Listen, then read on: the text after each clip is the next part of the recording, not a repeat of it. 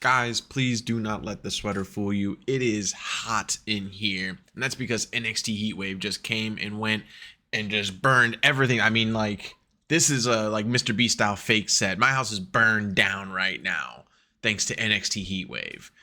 I want to start this episode by saying, if you do watch our podcast, thank you. And I apologize for the last episode with the audio issues. Thank you if you stuck through that and watched what you could. I appreciate that very much. Don't forget to comment, like, subscribe, click that bell. Don't forget to follow our social medias, please, down below, and comment what you think about what we're talking about on a regular on this podcast. Flying solo today because I believe I'm the only one who watched NXT Heatwave at our group. That's besides the point. The point is that they did miss one of the most, and what will be talked about to be the most banger PLE that WWE, NXT, any form has put on this year, for sure, besides WrestleMania.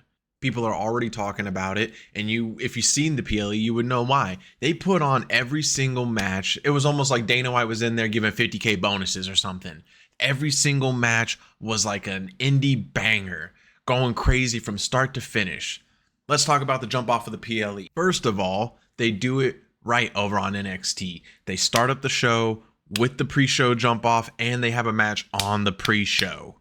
That's how you do it. WWE did it like once or twice, I think, this past year, maybe like a few times. There should always be a match on the pre-show. It gives people more incentive to come watch the pre-show, to be there early, to watch on YouTube. Everybody loves a match on the pre-show.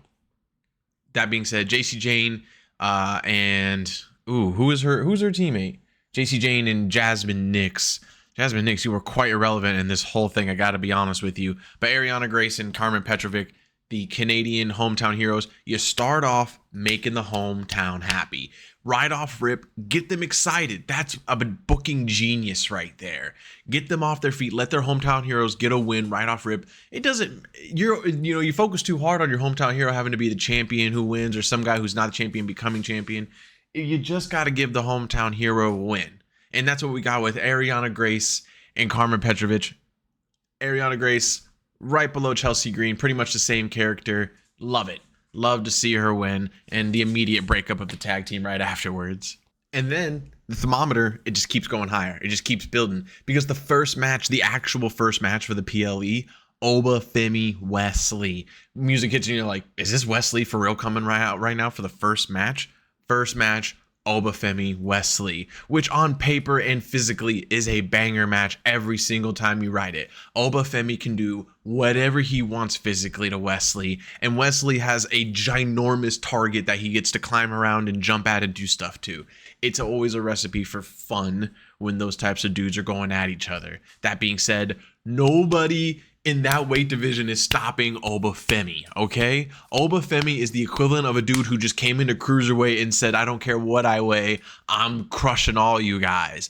That North American belt was solely ran by small guys. Dragon Lee, Dom, fucking Wesley, all smaller dudes to at least nobody crazy size.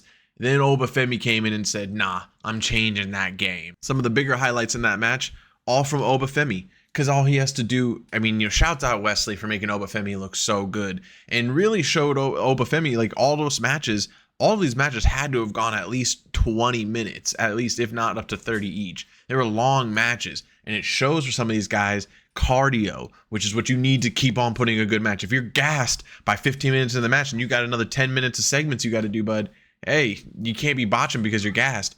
Oba Femi did look a little tired, but he went through the whole way. Only didn't catch Wes like one time, and you got to give him a break. He's catching dudes over and over again, and eventually, just the fireman press to the flip toss in the air. That's all Oba. Wes can only push himself in the air so much off of Oba's shoulders. Oba Femi is an absolute specimen. He's a crazy person, and after multiple cardiac kick attempts and successes, it's not going to be enough. Your little kicks, your little baby leg kicks, as Nick Diaz would say, it's not going to work on Oba Femi. Oba Femi eventually pop up power bomb, slams his ass down for the last time, gets the pin. Now, and now we're being teased of a what will Wesley do next? Who knows? Now I'm about to talk some shit, okay? But let me clear up what's about to happen here, because you're about to see what an actual logical wrestling fan mind should be like. I originally am not a fan of Kehlani Jordan. Nothing, no ill intention there. Just not my type of cup of tea when it comes to a wrestler, okay? Now, does that mean she doesn't have talent? No. It doesn't mean anything. It just means that for me, not who I initially look out for. So now she becomes the inaugural North American Women's Champion. That's fine. What this has done with her first 2 title defenses has shown what a title can do for somebody who maybe some fans don't quite see as something that they like, and then show that it is what they like. I always knew Kehlani Jordan was talented. I always knew she was athletic and all these things, but the problem on NXT is they have a copy and paste of gymnasts who are nice and happy and baby faces. They have about 4 to 5 different characters of them. I think one's a cheerleader instead. All of them, though, former gymnasts. I'm a baby face, happy gymnast, and that's fine. There's nothing wrong with that as your personality, but you can't just keep copy and pasting that and expect me to want to cheer for any of them when I'm cheering for the same person 5 different times. That being said, that's kind of like my opinion on Kehlani and where that all falls of why I wouldn't be a fan of hers. But then she goes up against Sol Ruca, who's part of that copy and paste. Sol Ruca is a cooler version of it, but she's a copy and paste. Hey, I'm gymnast for X amount of years. You love doing this though. And I'm also a surfer, and that's my little niche right there. I'm also a surfer. Whatever. It's fine. Sol Ruca is more my cup of tea because I like her moveset. I like her style. So, of course, I'm going for Sol Ruca in this match. And what happens? Banger. Kehlani and Sol Ruca go at it for, again, like I said, every single match was about 20 minutes long. And Kehlani and them really... It's not the fact that they were doing crazy like moves back and forth with each other. It's how they were executing it very well. Sometimes these women do it, but it's too obviously set up, which, yeah, we know we're all watching a fake thing here, but we're not trying to sit here and watch you guys practice. We're trying to see you guys execute something you have practiced, to which you can tell they have actually put the work in for the things that they were trying to do there. And then constant wow moments, constant OMG moments, flipping off the top, going at each other, jumping off from the barrier or the barricade. Insane. I didn't get to see any soul snatchers. That bummed me out. No soul snatchers. But Kehlani, I mean, dude, insane match, insane resiliency, loving the character development within the match itself, and made me a fan. With the first title defense, I was like, all right, I mean, yeah, it's cool and all, it's still cool, but I don't know if I'm still feeling you yet. In this second title defense, I'm like, see, this is what you guys got to do. Put a title around somebody who maybe needs that little bit of extra elevation, and then do bangers. You can't just throw a title on and be like, all right, you guys like him now, right? Because I didn't. I was mad Kehlani was champion. Now I'm okay with it. Axiom and Nathan Frazier, better known as Axiom. I'm very curious as to what they're doing with these guys. The last few weeks have been a clear divide between them. Nathan Frazier constantly trying to do these singles pushes for himself, whilst Axiom is just happy being a tag team and NXT tag team champions, as anybody should. But the clear divide that they're showing is that Axiom, for some reason, can't be happy for the singles pushes that Nathan Frazier is getting, because he wants them to focus solely on the tag team titles. Nathan Frazier saying, obviously I can do both. Everybody's done it before. Don't know why I can't. But to a good kayfabe point of Axiom, normally when that happens, the tag team loses pretty quickly on afterwards because one guy's not fully focused. So they're driving this story for the past few weeks. Nathan Frazier constantly trying to do something, and Axiom not really being there for him until the very end. It's been a long-going thing to the point where it seemed very clear that they were going to lose the titles tonight, which, I don't know. I guess maybe at this point you can break them up whenever. It's a breakup that might have to happen at some point, but they are starting to get a little bit over. I'm not too sure what that's for, though. If that's for what's currently happening with the possible breakup, or if that's because of the people actually enjoying what they're doing as a tag team. Either way, the tag team match that they put on was insane. I personally am a big Chase U guy.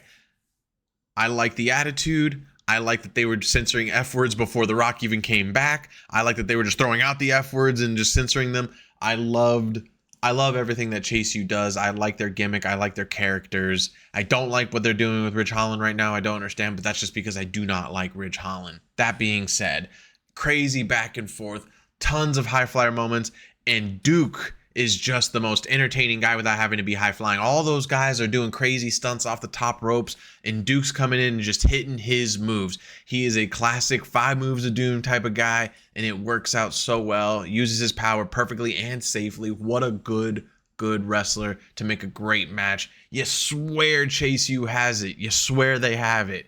But they really did a good back and forth, and honestly, I think anybody would have been happy with whoever won that night, but definitely would have been a bigger pop for Chase U. But Axiom does end up pulling it off. Crazy, because they really make you believe with the storytelling that they're not going to pull it off, that they will not be able to win because Nathan Frazier hasn't even been there. So who will take the tag team titles from Axiom? Will they take it from themselves by falling in on themselves? Will somebody legit beat them? Will they finally give the brothers, Gallows and Anderson, a shot to finally win some NXT tag team gold, considering how much they've been wanting it recently?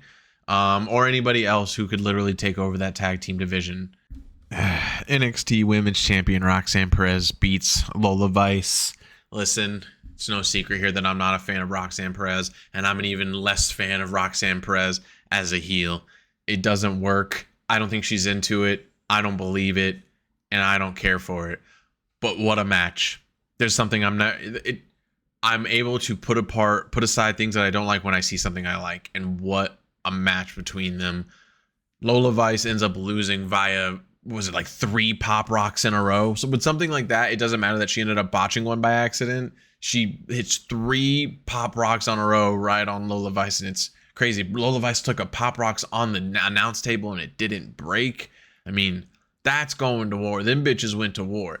And to be fair, with that horrible promo that they did on the week prior for the NXT Go Home show, on that promo, man, it didn't make any sense doing the whole, I'm going to take you to my world, but doing what Roxanne Perez actually like physically expressed, the taking you to my world. It's a dumb thing to say when you're going up against the MMA type person and you're like, you're going to come to my world. It's like, dude, the MMA world surpasses that. Like what I do is tougher than what you do. It's like, let's not insult people's intelligences here.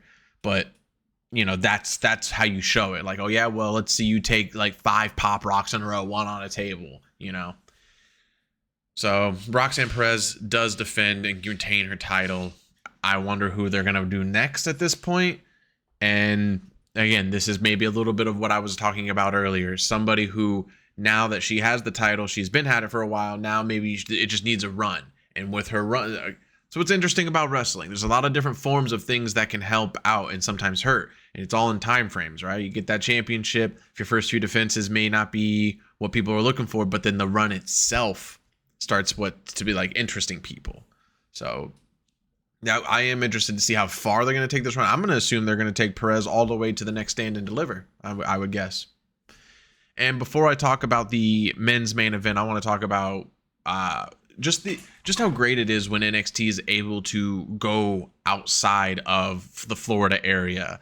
How great the audience is. Sometimes it can miss and you get a bigger audience that doesn't quite understand the cheers and whatnot, because you get that closed-in audience, and you know, cheers can spread a little bit easier. People know they have regular tickets due to the sign-up thing, and that's great. But when you see a crowd like Canada, of course it's overseas, so it's a little different, but when you see a crowd like that, it makes me wonder what it would be like if you were able to go to different states with NXT and have just a little bit of a bigger crowd, like maybe somewhat more of a regular house type audience for the NXT show, and how hype that would be just to have that little extra few hundred people. And maybe would that make the wrestlers go harder? Would that make them work harder? Would that make them do something better? Would that make them feel better? And so would that make something that they've done feel better? Or is it more of a, if they had that reaction more, then it wouldn't feel as great as it did on that night in Canada? Who knows? Just a thought I had. But let's talk about the men's main event, the Fatal 4-Way for the men's NXT, a Fatal 4-Way for the men's NXT Championship. Trick Williams, Ethan Page, Javon Evans, Shawn Spears. Crazy. Those guys. Shawn Spears looked awesome, man. Coming out with the white mask and the white chair. He looked dope. They all great. Javon Evans' jacket, his pop was great. Of course, Trick always has the biggest pop of the night. Even Ethan Page, you know, for a heel, Big pop boos. Everybody hates him. And I like his shtick. Ego, all ego, the song, the point to the cheek. He's playing it very well. And yeah, that's a huge, when you see how crazy it is that we just push this AEW talent right to the top of like our NXT brand is crazy. So let's speak on that. What do I mean by we pushed him to the top of the NXT brand? Well, Ethan Page is our new NXT champion off of the craziest way that the match could finish possibly. I mean, everybody's dropping finishers. They're dropping Sean Spears is dropping chairs on motherfuckers. Javon Evans has been bouncy all night. Javon Evans had we thought Javon Evans was going to win at least 3 times. We thought, and it was like one of these moments where we're like, okay, feeling that crowd reaction, Javon, you gotta be champion, man. If anybody's going to be Trick, it's going to be you. And then what happens? Trick Williams, you idiot, you hit a fucking Trick knee and you goddamn hit Ethan Page, and Ethan Page falls back and he gets the 1, 2, 3 knocked out, new champion. He's Matt Hughes. He Matt Hughes'd it. Woke up and was like, I'm champion? Yeah. Now, I don't know what they're doing with this story of how that finish went, because Vic, the announcer, says that there was just nothing that Trick could do, but we all visibly saw Sean Spears holding Trick back. So I'm not too sure if this is they're pretending they didn't see that and then they're going to blame Sean so they can have a feud, or if they were actually just trying to completely ignore it and say Trick couldn't make it, or maybe they're just going to be like, no, we all saw Sean couldn't do it, or like Sean was holding Trick back.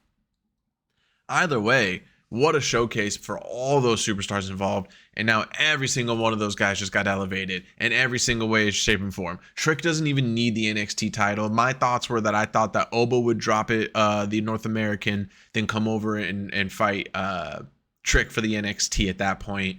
Obviously, did not go that way. So at this point, I'm guessing a feud between Trick and Sean Spears, or maybe even Javon. This just gave those guys weeks of things to do. It's incredible. Amazing PLE, literally outdid Money in the Bank. And that's something that I've heard a couple people talk about, and that's what's going to get talked about more, I feel like, is they're going to start realizing that maybe not in numbers because of what it is, different brands, and different ways of pushing it and whatnot, and different, hype of event.